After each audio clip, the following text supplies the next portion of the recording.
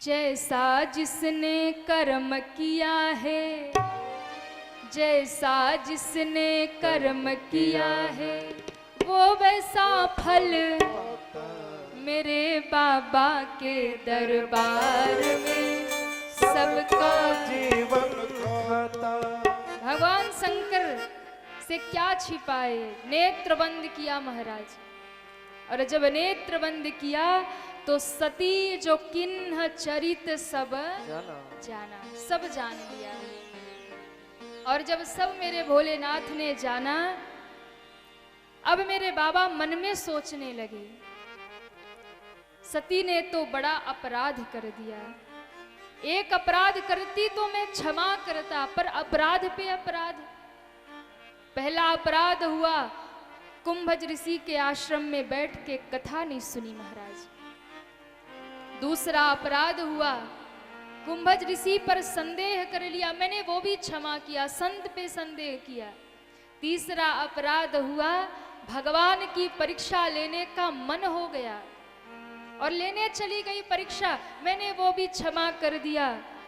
लेकिन उससे भी बड़ा अपराध हुआ, मेरी माता जानकी का रूप बना लिया, सिया का रूप बनाया। वो मेरी माँ है, वो जानकी मेरी माता है और जानकी का रूप बनाया, मेरी माता का रूप बना करके राम के सामने चली गई।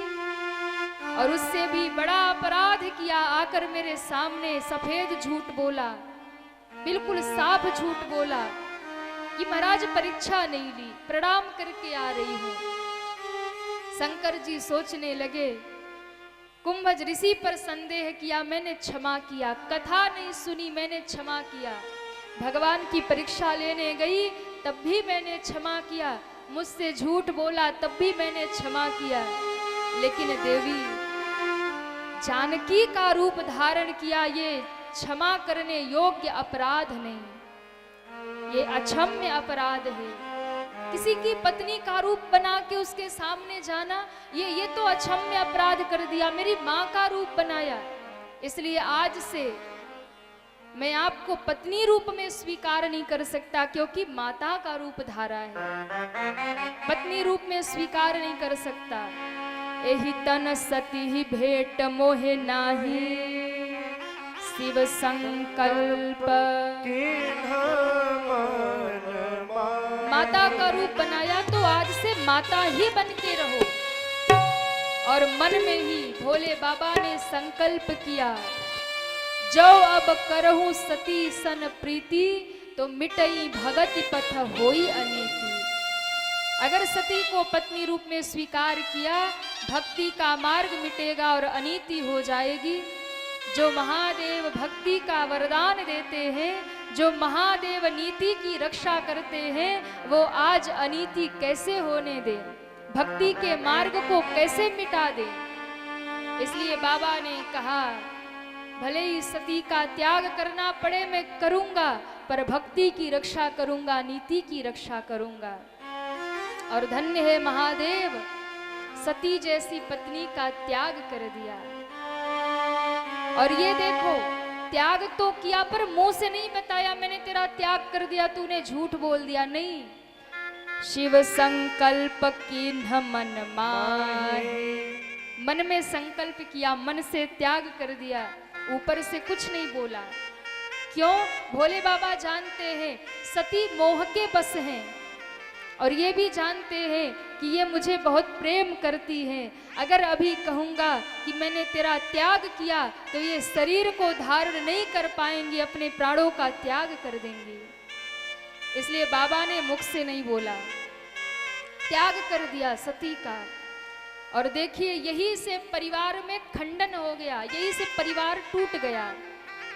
हम लोग राम कथा गाते हैं, भागवत गाते हैं, हमारे भाई है शशिकांत जी, आप भी सुनाते हैं, और हमारे गुरुजी सदैव कहते हैं, बेटा कथा तो सुनाना, लेकिन उस कथा से कुछ सूत्र लोगों में पहुंचना चाहिए, लोगों में कुछ ना कुछ आना चाहिए, कथा से कुछ मिलना चाहिए।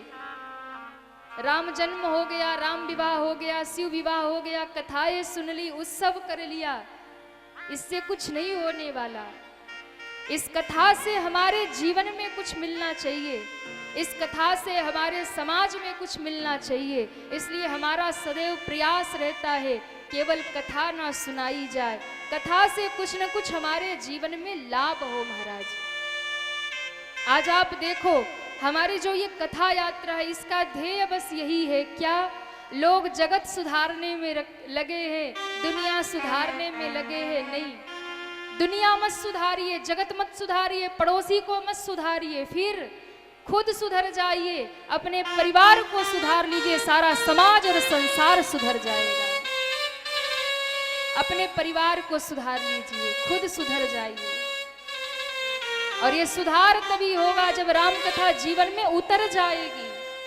केवल कान से सुनिए नहीं, एक कान से सुना दूसरे से निकाल दिया तो लाभ नहीं होगा। कुछ गुनिए, कुछ जीवन में धारिए। आप देखिए आज घर घर में अशांति फैली है, हर घर में कलह है, हर घर में झगड़ा है, हर घर में लड़ाई है, प्रेम नहीं है परिवारों में। घर टूट रहा, परिवार टूट रहे। विवाह होता है, 2 साल 5 साल साथ में रहे, फिर तलाक की नौबत आ जाती है। भाई भाई कोर्ट में खड़े हो गए।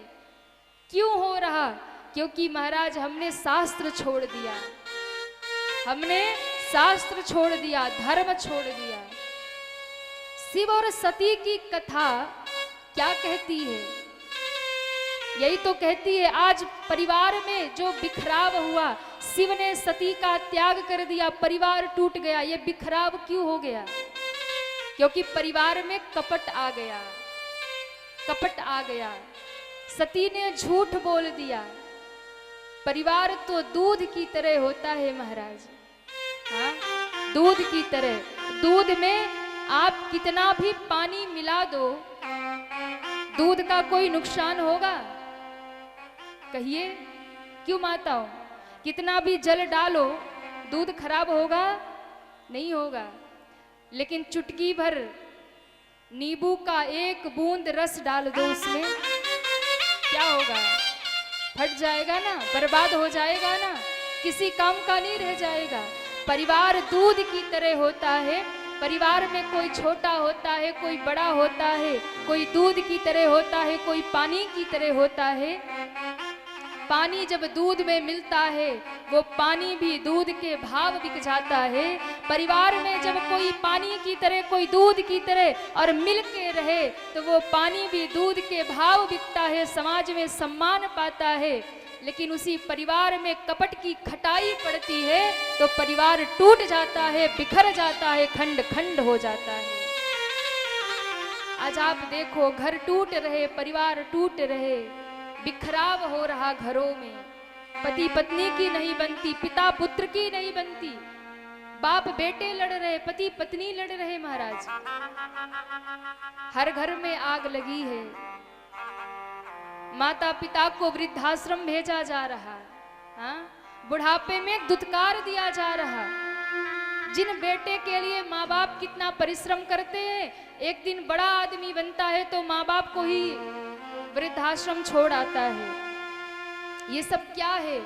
आज रामचरितमानस की आवश्यकता है हमारे जीवन में, रामचरितमानस की आवश्यकता है घर घर में। महाराज कथा सुनिए तो जीवन में कुछ धारण करिए, कुछ उतारिए। शंकर जी ने त्याग किया, परिवार टूट गया महाराज, परिवार बिखर गया। इसलिए एक कपट के कारण, एक झूठ के कारण, जीवन में जब एक झूठ बोलते हैं, उस एक झूठ को सही साबित करने के लिए 1000 झूठ बोलते हैं। इससे अच्छा है एक सत्य को स्वीकार कर लीजिए। क्यों? एक सत्य को यदि स्वीकार कर लिया तो 1000 झूठ बोलने के पाप से आप बच जाओगे। घर बच जाएगा, परिवार बच जाएगा। महादेव ने त्याग किया, देवताओं ने जय जयकार किया और शंकर जी आज कैलाश पर आए। और कैलाश पर आते ही बाबा अपने सहज भाव में विराजमान हुए और बाबा की समाधि लग गई। गोस्वामी जी कहते हैं, शंकर सहज स्वरूप सम्हारा, लागी समाधि अखंड